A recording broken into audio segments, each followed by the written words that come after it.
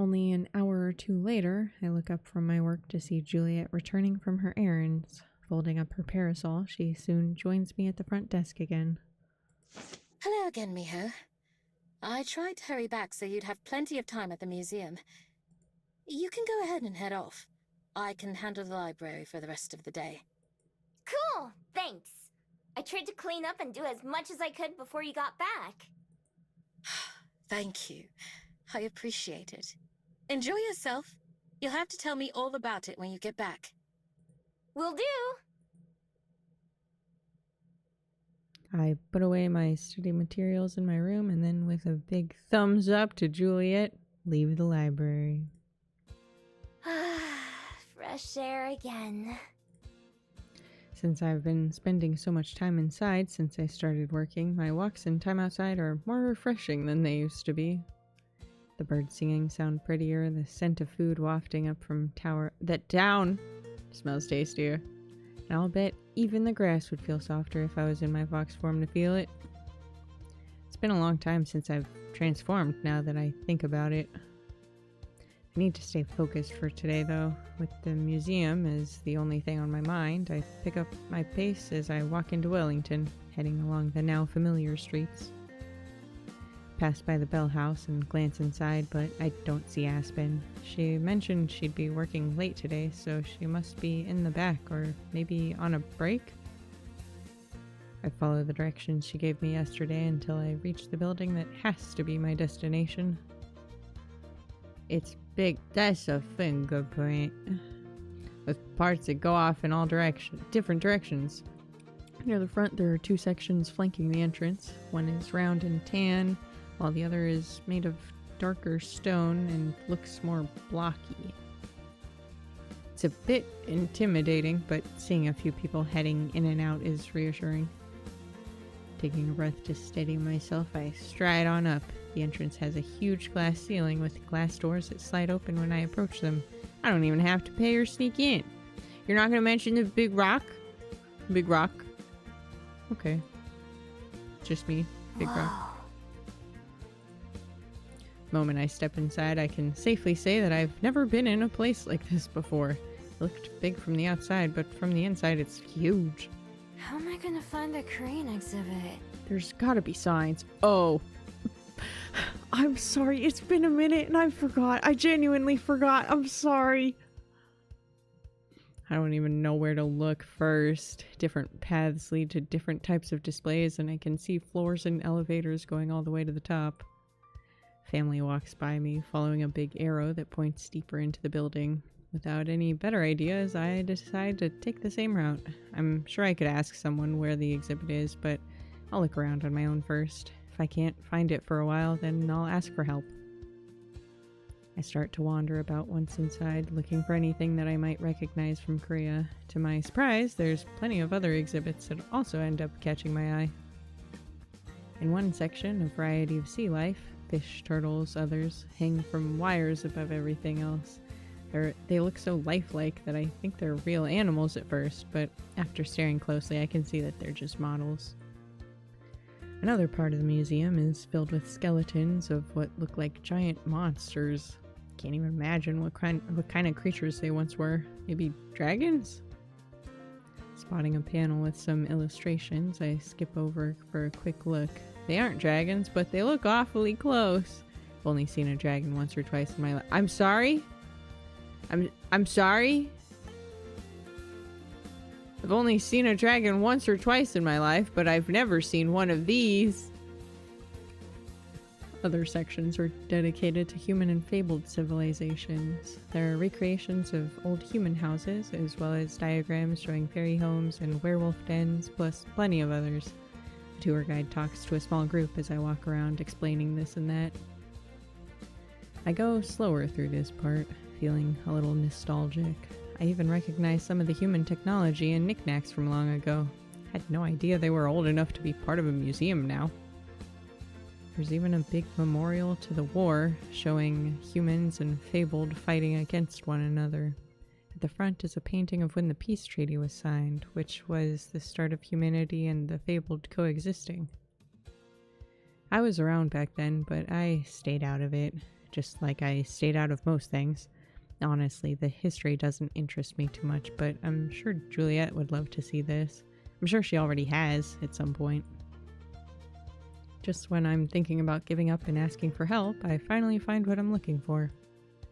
Large banner with some text that I recognize as Hangul, the Korean writing system, is hanging over a number of display cases and tabletop exhibits. I hurry over to get a closer look. It's quieter up here than it was on some of the lower floors. I'm able to take my time browsing without feeling like I'm getting in anyone's way. At the same time, my heart starts to beat faster with anticipation. I may not know what I'm searching for, but I'm sure I'll know when I see it. I start at the entrance and slowly make my way through. The first section is full of pottery and carvings, like from the brochure Aspen gave me. There are little animals and people carved out of stone, and even a few made of metal. A number of clay pots and vases sit on pedestals next to them. Most are cracked or damaged, but some look good as new. Moving on to the next part, there are a few intricate-looking outfits adorning mannequins. Some are just pants and a jacket, but most are vividly colored dresses that hang to the floor. I can almost feel the delicate silk in my hands. If I was still a thief, I bet these would sell for a lot. After the clothes are paintings. Tigers and birds are common subjects, but so are people in cities too. Others feature gorgeous landscapes and flowers. I've never been a big fan of art, but somehow these are different. Looking at them doesn't make me sad, but it does make me feel something, like I'm wanting something that I can't have. Suddenly it comes to me, a feeling I've heard about, but that I don't think I've experienced before. Homesickness. A painting of a green forest could be the one where I was born. I've passed through towns that looked like those in the paintings and hid from humans who looked like the ones shown inside them. Not all the memories are good ones, but they're mine.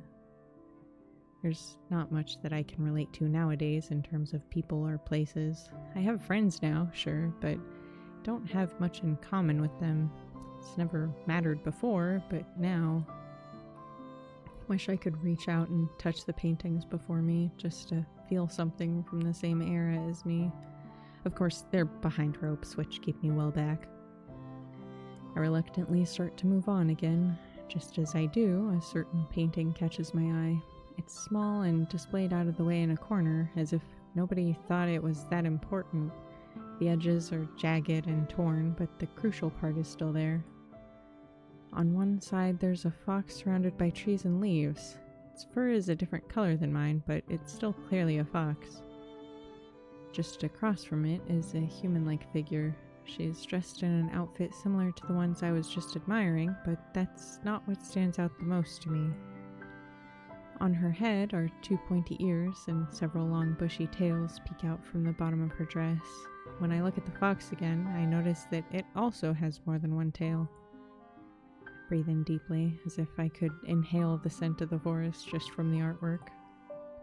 Another Gumiho? I take in all the details I can. She's smiling, but a sharp fang makes her smile look sinister. The hand at her side has long claws instead of regular fingernails, claws that are clearly meant for ripping. Whatever she's looking and smiling at is missing, being part of the torn section. There's just a small part that remains, a pair of boots on the ground, surrounded by the edge of what must be a pool of blood. Only then do I notice the blood around her lips and on the ground beneath her claws. And then the unmistakable bone-white bead hanging from a string around her neck. It's glowing like the moon. Instinctively, I raise a hand to my neck, feeling my own bead. It's reassuringly warm to the touch. Somehow I get the feeling that the one in the painting would be ice cold. This portrait of a Gumiho leaves me conflicted. There's the same longing I felt looking at the painting of the forest, but the claws and the blood, those feel foreign and detached. Is this how most people view Gumiho? It would explain the fear and terror that seemed to follow me wherever I went when I was younger, the curses and threats from farmers and townsfolk whenever they saw me. Wasn't until after the war, when the fabled became more common in human lands, that I felt comfortable without my ears and tail hidden. Even then, I'd sometimes get dirty looks just for existing. The threats were usually reserved for when I got caught stealing. Still, I've never been like the Gumiho in the painting. Stealing is one thing, but hurting someone? That just isn't me. Wish I'd been able to explain that to them. I wonder how different my life would have been. I tear my eyes away from the painting, but I know I'll be thinking about it for a long time to come. No point in dwelling on what could have been. I pass through the rest of the crayon exhibit quickly, barely glancing at the artifacts that I haven't seen yet. It isn't until I've nearly left the gallery that I see something that makes me pause again. In a small and unremarkable display case among many others, there are a number of delicate scrolls. On each one, a few old-style Korean characters are written. I don't think they're Hangul, but I don't know what they're called. They do look familiar, though. I left my own scroll back at home for safekeeping, but I don't need it with me to compare. The sweep of the brush strokes, the shapes of the characters, the shade of the ink. Closing my eyes and breathing in deeply, I swear I can smell them. My person. I press my hand against the glass. This is the closest I've been in hundreds of years. After centuries of looking, I finally... Hey, no touching! It's just the glass, calm down. I leap backwards as someone shouts. I look around and see a woman wearing a badge and museum t-shirt stalking towards me angrily. The instincts I thought I'd buried kick in. It's time to run. Backing up, I look around for a getaway route, but there isn't one. I'm surrounded on almost all sides by cases. The only open direction is the one the attendant is approaching from. Think there has to be a way out of this. Can I jump over the displays? No, they're way too tall. Maybe if I transformed, I could get past the attendant. I have no idea how to navigate this building, though, and being a fox would attract way too much attention in a place like this. If I wait for them to get close, then I could probably run right past them, like the security guard when I first arrived in Wellington. Heart racing, my panic must show on my face because they stop a couple meters away from me, frowning. Hey, it's not that big a deal. Just please keep your hands off in the future. With a shrug, they turn around, leaving me alone. That's it. My hands are shaking as I watch them retreat, expecting them to snap around and come after me. Of course, that doesn't happen, and I'm very slowly able to relax. All I'm left feeling afterwards is a lot of embarrassment. Looking around me, I'm glad that there aren't many people in this area. Nobody's looking at me either, whether out of politeness or because they just didn't notice. My face is burning red, and I look down at the scrolls again just to hide it. I sigh. Maybe it was silly of me to think that I could change myself entirely in such a short time. Considering I'd just been remembering the old days and all the abuse that I went through from humans, it makes some sense. After I settle myself down a little, I turn my attention back to what's really important. While I know that these scrolls have to be for my person, they don't help me much on their own. There's a little card in one corner of the case, covered in text. Might have something useful written on it, but that doesn't do me any good. Consider trying to copy it all down to have Aspen or Juliet read it to me later, but there's so many words that I'm not sure I could get them all. I gulp, looking over at the museum attendant who I was so scared of just a moment ago. I do have one option. Summoning all my courage, I approach them slowly. They're just a regular person, I remind myself, like Aspen or Juliet, or even like me now, just doing their job. Excuse me? I hope that's polite enough. As she looks over to me, her face doesn't look annoyed, more bored. Can I help you? I'm sorry for touching the glass. I was wondering if you could tell me a bit about those papers, like who wrote them. Like I said, it's no big deal. It's just a safety precaution so nothing gets damaged. Anyway, there's an informational plaque in the corner. It should have all those details. Would they even believe me if I said I can't read? I worry that might make me even more suspicious. Can't see very well, and the words are so small. Can you read it for me? Oh, sure. Let's see. That was almost too easy. They don't question or analyze me at all. Simply walking over and leaning in next to me. Says here these were some of the first works by a calligrapher whose name was Jong-in in the 17th century. They were a scholar who lived in Korea and... The attendant keeps reading, but I'm not listening. Girl. Girl. I've already gotten what I came for. A name. I don't need literally anything else, apparently. Jongin. For the first time, I have something to call them. Something that's unmistakably theirs. I pretend to listen to the rest of what's being read out loud and thank the person on autopilot when they're done. My head's not here in the present moment. It's back in the forest where I was born. 정인. Once they've walked away, I say it out loud, trying out how it sounds. I think it fits them. 정인. 정인. I say it over and over again, making sure I'll never forget. Finally, I have something to go off. Imagine if that fucking informational placard ended with like, yep, and this motherfucker died in, you know, whatever year. Like, girl, you gotta, why you stop listening? Feeling a little bit dazed from the enormity of the moment, I find my way downstairs and wander out of the museum. I can't wait to tell Juliet and Aspen. So excited that I end up missing my turn to take me back to the library, lost in thoughts about what'll happen when I get there instead. Don't even realize that I've zoned out until I reach the edge of Mount Victoria, right where the city streets turn into parkland. Oops. Good thing I can find my way back from here. I'm still within the area that I visited before, so I'll be able to use the mountain as a landmark to find my way back. Hum to myself as I turn back, head abuzz with pleasant thoughts. If I give Juliet my person's name, I'm sure she can help me track them down. That's what she specializes in, after all. And I'm sure Aspen will want to hear all about their life, too. She loves stories, and I'm sure Jongin will have a ton.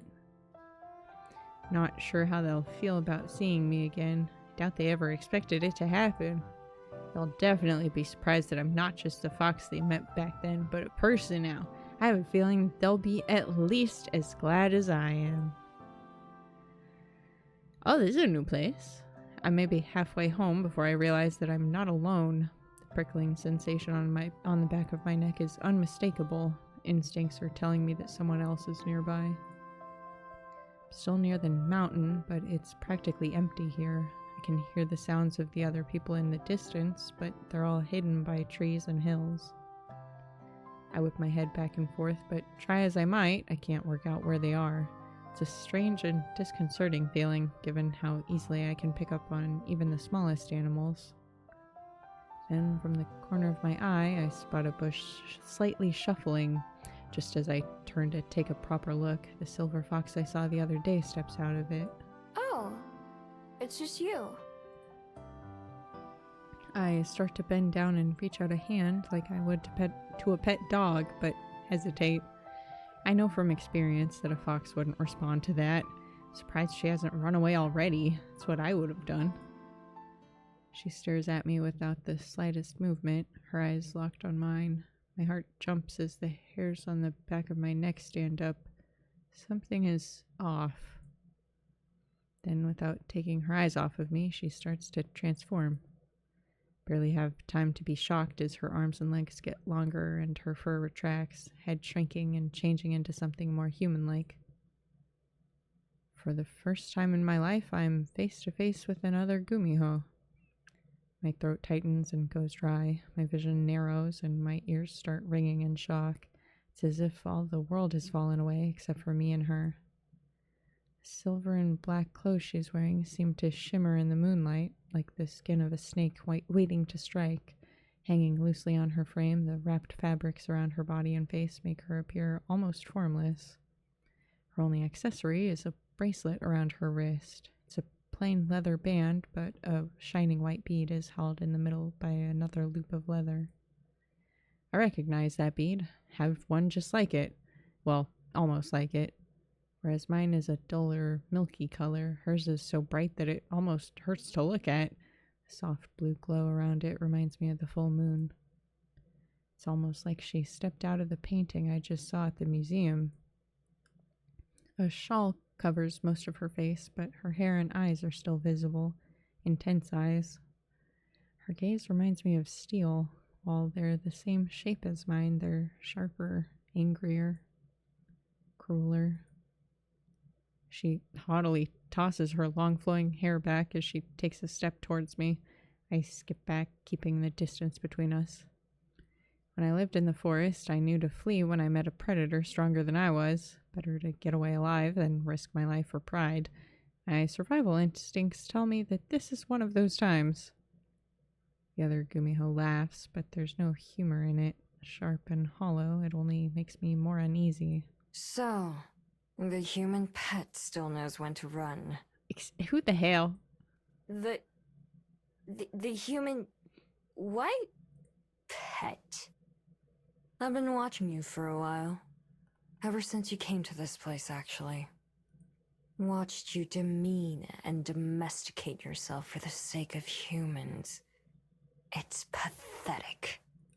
When you first arrived, I was hopeful that we might be alike. Optimistic, even. I was a fool. I see you now for what you are. Nothing better than a dog, begging for its master's affection and table scraps. Oh my god, why are you so obsessed with us? We are not the same. We are nothing alike. Her words hang in the air, poisoning my good mood from just moments ago. My first instinct is to run away, as usual. Something stops me, though. I'm entranced. The novelty of this experience, of finally meeting another Gumiho, keeps me rooted in place despite my fear. No matter what she's like, this is the closest I've ever been to someone like me. I swallow the lump in my throat and hope that my voice doesn't shake as much as I think it will. So what? Did you ambush me just to say that? No, literally. Ambush? You should have known weeks ago that I was following you. But I repeat myself. You've numbed yourself to your instincts and your potential. I saw you in that place of memories. Saw you gaze upon the portrait of one of our sisters. I hope that you would open your eyes, as you haven't before. It pains me to see your existence do disservice to our very kind. Now that you have seen what you could and should be, perhaps you can still change yourself, dog. Sharpen your teeth and claws once more. These creatures that you bind yourself to, those human and those not, they are but shackles, slowly squeezing away that which is wild and free in you. Do not mistake my words for sympathy or pity. I would see you gone from this place. But so long as you remain, your presence is an eyesore. It pains me to witness. Thus, I will do what I must to cure it, as unpleasant a task as it may be. What? You will never be one of them, no matter how much you might crave it. Better to embrace what you are and can be. Anything else is a waste of your abilities. She studies me for a moment longer and then turns away. Feel like I should say something, but I can't find the words. Whether from shock or fear, I'm too dazed to so much as stammer out a denial. Her clothes melt away into silver fur as she transforms back into a fox. I reach out to stop her, but she flits off and disappears into the darkness without a moment's hesitation. The world around me rushes back in, my skin suddenly feeling cold in the night air. Rush of emotions going through my head evaporates, and the adrenaline that was running through me ebbs away. I'm left just standing there, alone. Closing my eyes, I muster the strength that I haven't tapped into in weeks. My bead warms itself as I transform, my body following the same motions as the other Gumihos. Try to start chasing her, but my first steps on 4 legs are shaky.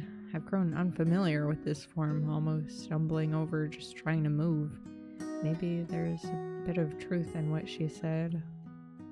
Take a few more steps towards the brush, but soon give up.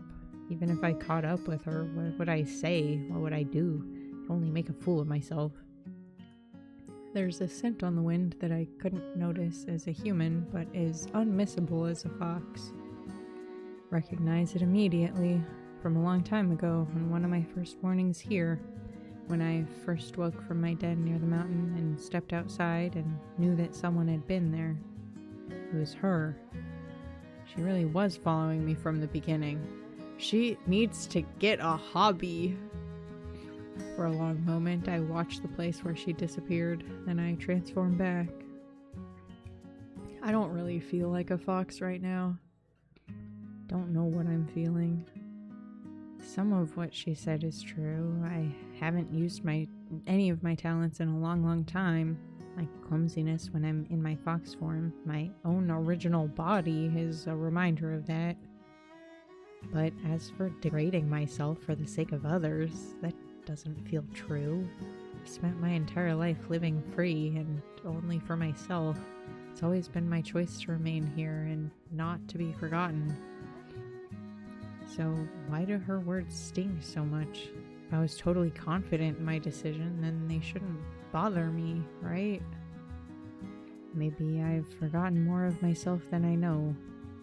The painting at the museum and the other Gumiho herself both prove that there's something different about me. Something that must come easily to everyone else. Murder? The same way all the aspects of daily life at home don't come easily to me either. I feel disconnected, torn between 2 worlds that I barely know, but can't help being drawn to. Where do I fit in? Where do I belong? I know what Juliet and Aspen would say, but does that make it true? Their home hasn't been my home for long. I've been a thief and a liar for so much longer than I've been whatever I am now. Without anything else to gain out here, I slowly start to make my way back home again. The excitement I felt about telling Juliet and Aspen everything I found at the museum has vanished. It'll have to wait for another time.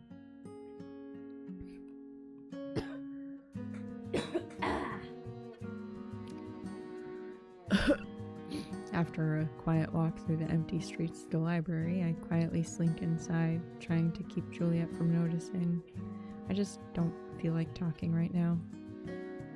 It seems to work. I can hear her bustling around somewhere, but she doesn't call out to me when I come in. Without a word, I ascend the stairs to my room as quickly and quietly as I can and climb under the covers. It's far too early to go to bed, but I don't know what else to do. If I'm awake, my thoughts will only be a bother. Better to sleep it off and hope that I feel better in the morning. Hell yeah. Yesterday's events, both the good and bad, linger in my mind while I perform my usual routine of tossing and turning in bed before I get up. Now that the shock's worn off, I feel a little bit better about what's happened. Wonder if I'll have forgotten all about the other Gumiho by the end of today. In fact, now that I think about it, it's possible I had met other Gumiho before and just forgot about them. I mean, everyone forgets meeting me, so maybe it works in reverse too. Rather than dwell on the idea, I choose to ignore it. There's no way to know. I just drive myself crazy wondering. Instead, I keep myself busy by making myself more presentable for work. Heading into the bathroom, I clean myself up using the soaps and shampoos given to me by Juliet. She's helped me so much ever since I started working here. Looking into the mirror for one final check before I go downstairs for breakfast, I can't help but think of what the other Gumiho said, how I've domesticated myself. My spotless face looks back at me, framed by fluffy and pampered hair. Can't deny that I've let myself be spoiled by others, content to just go along for the ride. Snap out of it, Miho. I lightly pat my face like I've seen Aspen do sometimes when she's getting ready to start her own job. I'm not sure what it's supposed to accomplish, but it makes me feel a bit more confident. Heading downstairs, I'm treated to the familiar scent of fresh cut fruit and frying eggs, as well as the pleasant sound of Aspen and Juliet chatting about books. When I enter the kitchen, I'm greeted with 2 smiles. Morning, Miho. Good morning. Good morning. Breakfast will be ready soon. Cool. I slide into my usual spot at the table and grab some apple slices, munching on those while waiting for the other 2 to go back to their conversation. Instead, both of them look at me expectantly. So, how'd it go? The museum?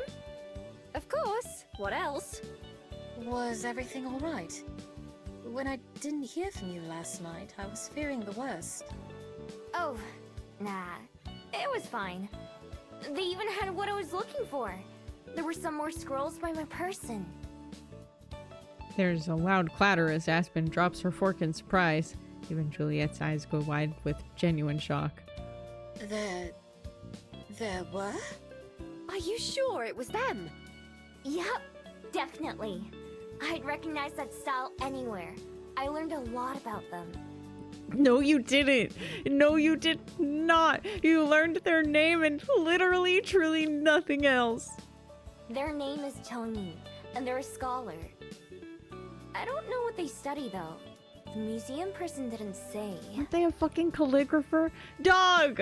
That was before you stopped listening, too, I thought!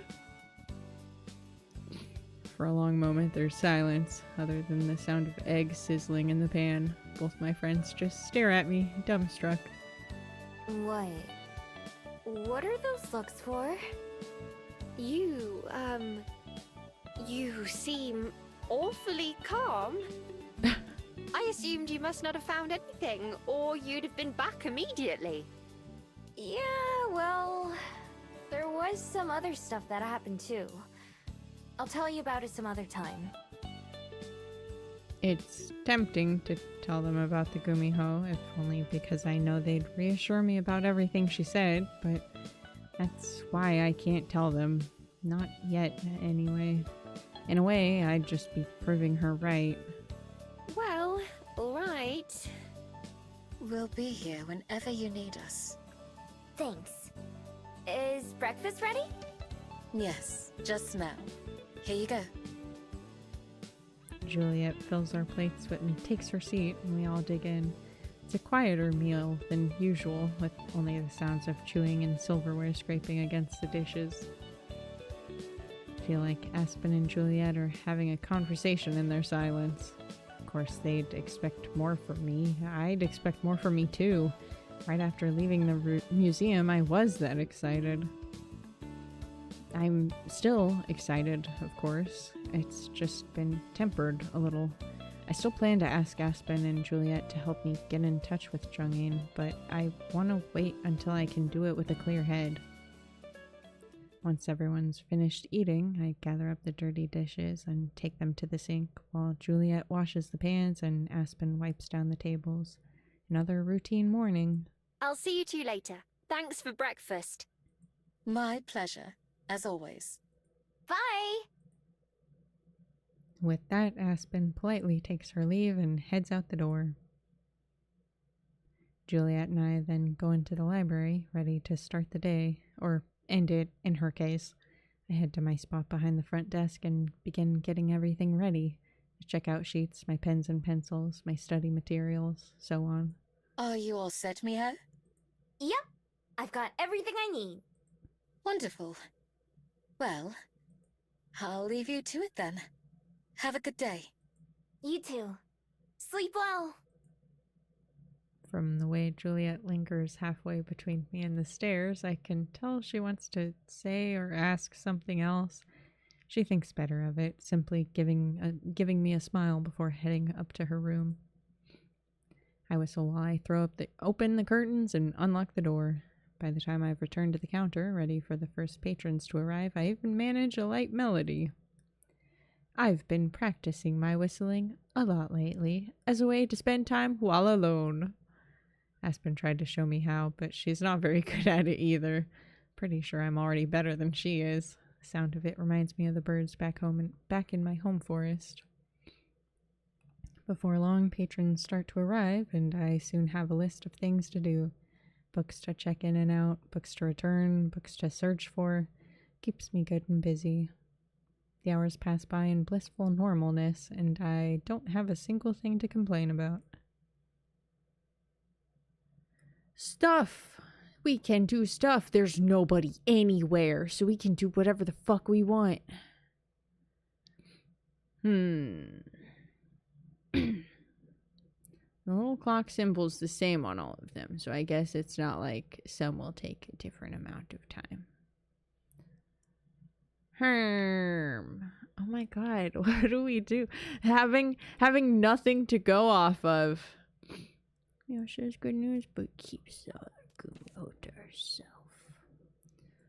Having nothing to go off of as far as where to go, is actually the worst thing that they could have done to me.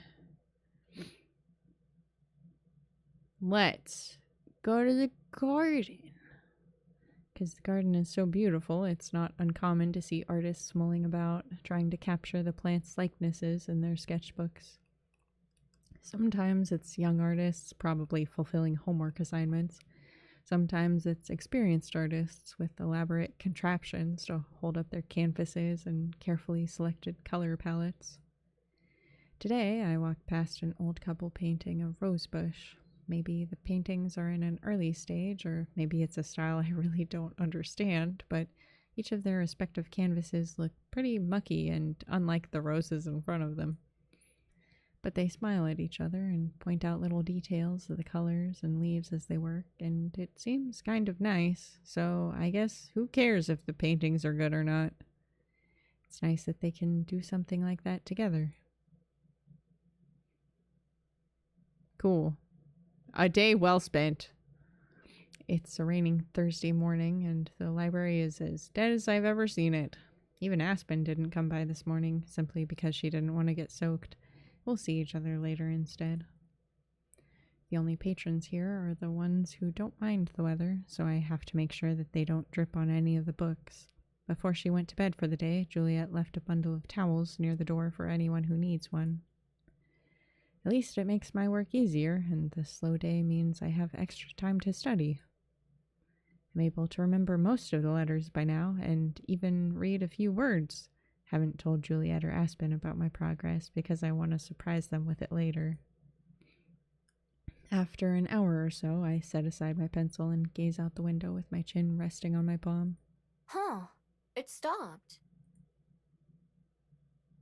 It's still cloudy outside, but the worst of the rain seems to be over. I get up and walk to the window, looking around at the soggy view. Ay, ay, ay! I leap backwards in surprise as something suddenly splats against the glass in front of me. Whoa! What the? Slime? At first it looks like a puddle of water that's stuck to the window, but then it starts to wiggle. Oh my word! I stare in confusion as a pitiful looking face forms in its middle and then frowns at me. Suddenly it hits me what I'm looking at. This must be a water elemental. Never seen one for myself before now. They usually hang out in rivers or lakes, but I've heard they'll sometimes come out onto dry land when it's rainy. That must be what this one did. Now that it's stopped raining, though. Oh no! You could dry up! Just like a fire elemental can die if its flames go out, a water elemental like this could be in trouble if it doesn't stay wet. The weather might still be damp, but the sun is starting to poke through the clouds. Okay. Wait right there. I'll go find something. find a fucking bowl of water, I guess. I don't know if it can understand me or even hear at all, but I wave at the window and hold up one finger to try to show that I'll be right back. After a quick peek to make sure there's no patrons waiting, I hurry to the kitchen and dig through the cabinets, hoping to find a pot or something that's big enough.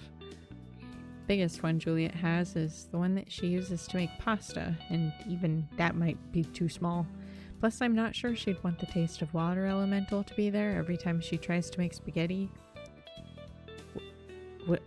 Wouldn't it just taste like water? Is there some extra sauce in there?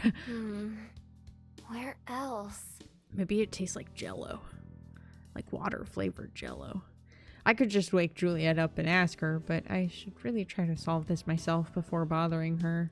Instead, I start... Oh, pot! Big pot. Oh, I'll plant in it. Instead, I start hunting through the other rooms for something that might help.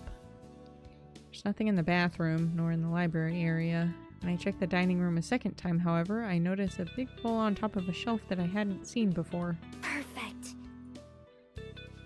I really hope it's not an antique or important. I have to stand on one of the chairs to reach it, but I grab the bowl and fill it half full with tap water before hurrying back to the window. The elemental is still stuck there, like a very sad bumper sticker. Oh! It already looks a little smaller, but it ripples with excitement when it sees me, its frown shifting into a watery smile.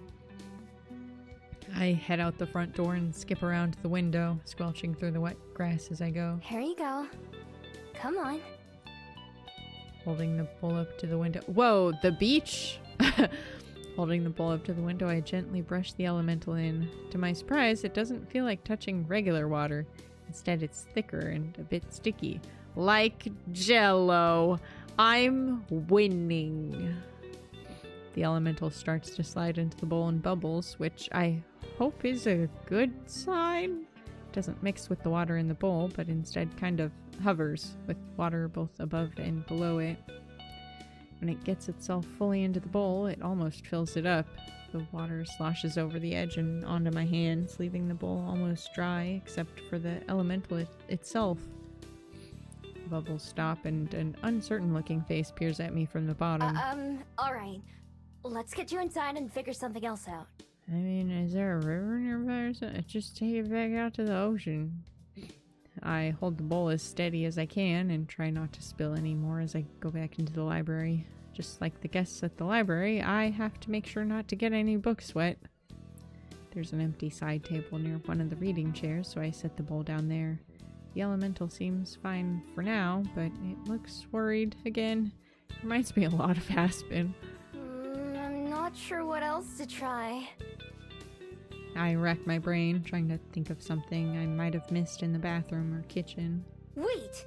That bathroom! That's it! Kneeling down in front of the bowl, I try to reassure the elemental, which is doing its best to stay absolutely still and not slosh. Okay, don't go anywhere. Don't get If you sloshed. even can. Running to the bathroom, I plug up the bath and set the faucet to max. This ought to work for a bit. Leaving the water running, I go back and retrieve the bowled elemental. This time, I end up spilling more of the water, but luckily it only hits the ground. The tub is about half full by the time we get back, which should be perfect. I turn off the faucet and carefully pour the elemental in. How's that? There's a stream of excited bubbles. Cool. Sit tight, and I'll find something we can use to get you back to the river. Not the bowl? Okay. More bubbles. I mean, I guess we can't just, like, leave our post at the library, but also the library was unattended for the whole fucking time before we got here, so... Quickly, but not in as big a rush as before, I go to resume my search on the second floor. Because this place is so big, there are still a few rooms that I've never seen. Pretty sure Juliet wouldn't mind me going in, since I'm trying to help someone out. The first room that I try is a closet, filled with towels and bed sheets and laundry stuff. The room after that is locked. That's weird. Try the knob again, just in case it was stuck. Nope, definitely locked. Wonder what's in there. Never paid much attention to that door before since it's so far from my room. Oh my god! Dropped to all fours and try to see under the door, but it's too narrow to see anything. Another nearby door isn't locked, and even better, isn't a closet. Aside from the doorway, which isn't particularly bright, it's pitch black when I step inside. I flick on the switch, but the bulb fizzles and dies right away. It only takes a moment for my eyes to adjust to the darkness, and what had at first just been dark smudges turn out to be a bunch of boxes and assorted junk. Storage room. The whole place is covered in dust. I guess Juliet doesn't come in here either. Peering into one of the boxes, it's filled with old kids' toys, like dolls and stuffed animals. Another one has some folded up clothes. Just as I'm about to give up and try another room, a half-covered object in the corner catches my eye. A heavy blanket is draped over a glass box, which is full of more random junk. I haul it all out and remove the blanket, smiling at my find. It's a big fish tank, just like the ones I saw at the museum. How are you going to carry this? Score! I don't think you've thought this through. After turning it over to shake out as much of the dust and debris as I can, I triumphantly take the tank to the kitchen sink to rinse it out before hauling it to the bathroom. Look what I found! When I set the tank on the edge of the tub, the elemental floats up to the top of the bath and ripples.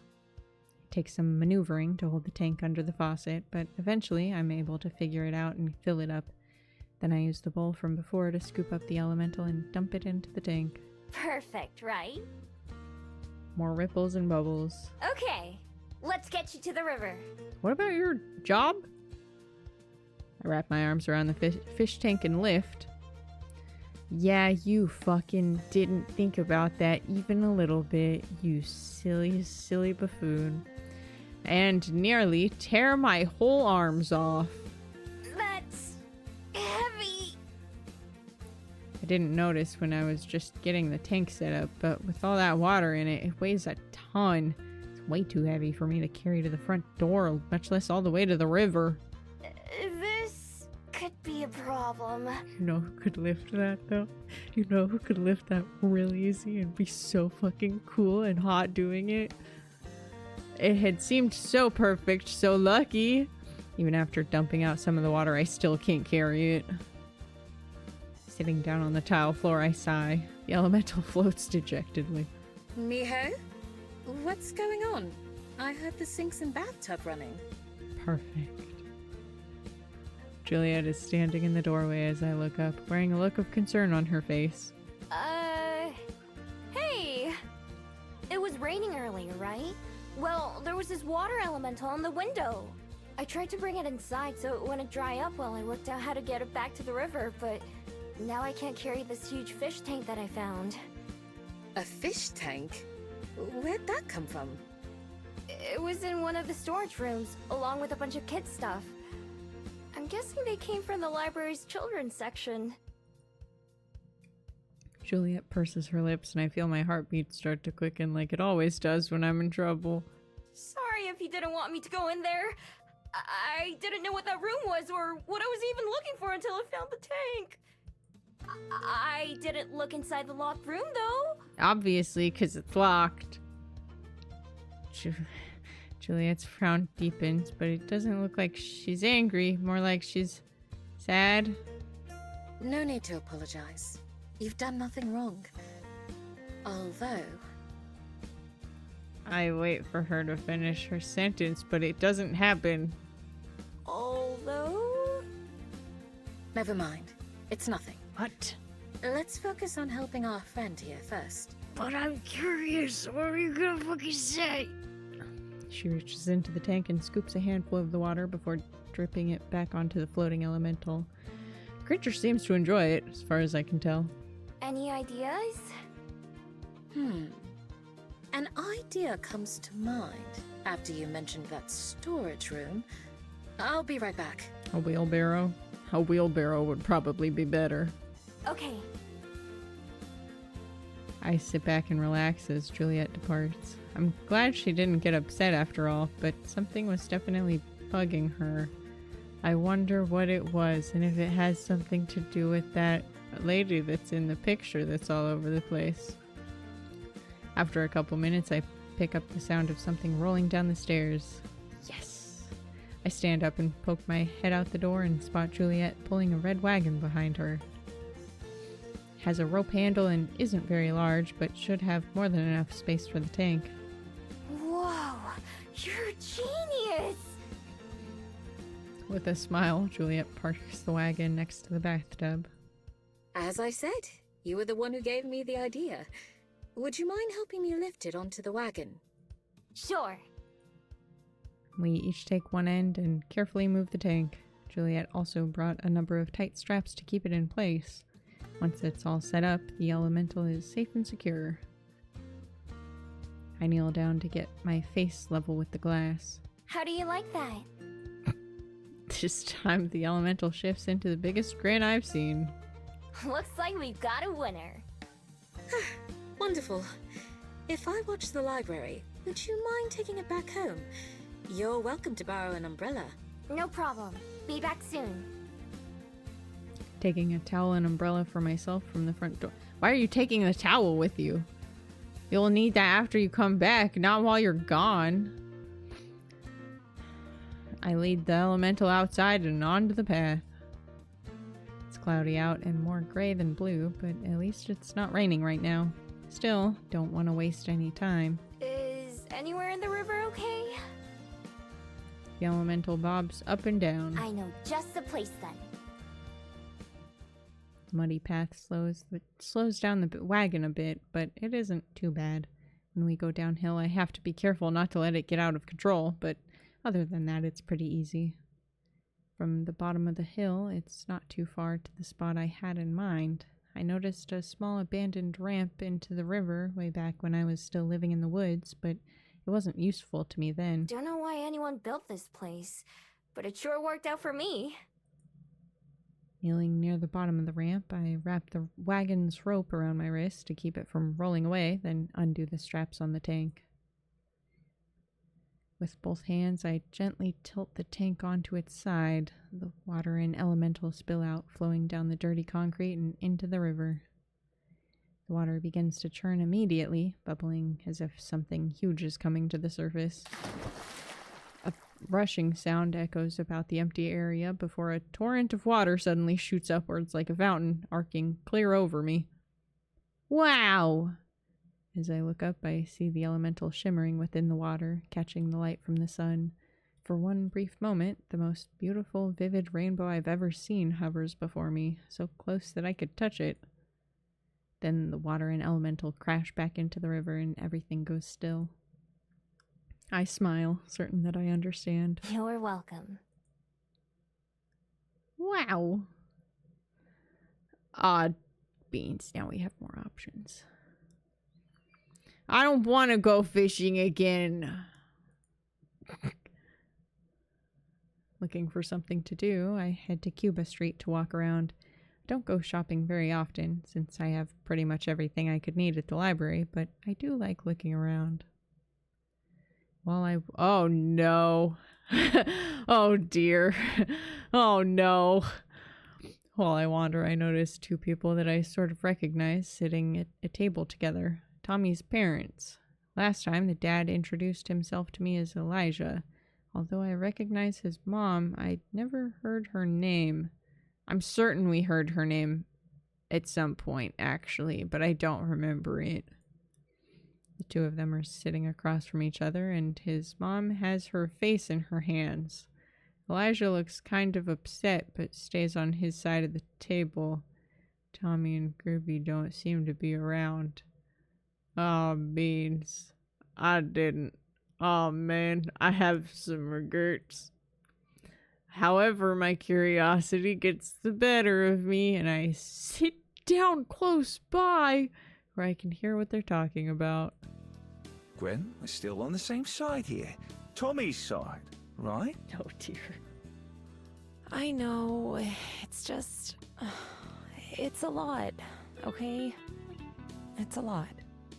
Yeah. But, we knew it wasn't going to be easy.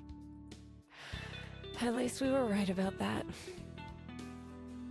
Gwen pats her pockets, looking around, and Elijah pulls out a pack of tissues from his own pocket. He offers them to her, and she takes one and blows her nose. What are we supposed to tell his teacher? This is the third time he's gotten in a fight this month. Oh, are they talking about Tommy? I can't picture that kid in a fight. He's so small. What would he even be fighting about? Yeah. Did they say if he won or not? That's such a funny fucking reaction. But did he win though?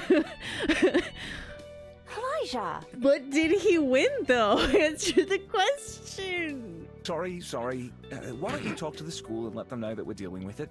And I can talk to T when he's back from your place next time. Fine. Maybe he'll listen to you better than he'll listen to me. Maybe. It's a shame we can't get Gerby to talk to him. Gwen scoffs. Or anyone. I don't think it's bad for him to have an imaginary friend or anything, but... Oh, that's right. The other day, Tommy and I ran into someone who was able to see Gerby. That was so long ago. I guess maybe if they don't specifically remember Miho, maybe they remember the conversation at least. I don't know. He's talking about me. I scoot a little closer on the bench where I'm sitting to make sure I don't miss anything. Really? Who was it? You know, I can't remember. I remember them saying it, but I can't picture their face or voice. I wish I'd gotten a name or something. I see. So you don't actually know if they saw him or not? They just said they could. Well, technically. Maybe you're right. I wish I could think of who it was. I'm tempted to walk over and tell them that it was me, but I don't know what that would accomplish. Don't have any way to prove what I'm saying, and it might just make me come off as crazy. I can only sort of follow along with what they're talking about, but it seems like Tommy's having a lot of trouble, and neither of them know what to do about it. That's not anything I can give advice on or help with either. Sighing, Gwen checks her watch. Well, I've got to go pick him up. I'll let you know what the teacher says when I talk to her. All right. Let me know if you need anything. Yeah, bye. Shocked that that wasn't a phone call. What kind of divorced parents are going out of their way to meet each other about kid getting in a fight? They both stand up and it seems like they're not sure how to act. Finally, Gwen gives a stiff wave and walks off down Cuba Street. Elijah sticks around for a bit longer, sighing like Gwen did and running a hand through his hair. Then he leaves in the opposite direction. Humans and their relationships are complicated. Hope I never have to deal with something like that. Now that the two of them are gone, there's nothing else going on around here that's terribly interesting. I guess I'm leaving. Eventually I get up as well and start walking again in search of the next thing that can entertain me for a while.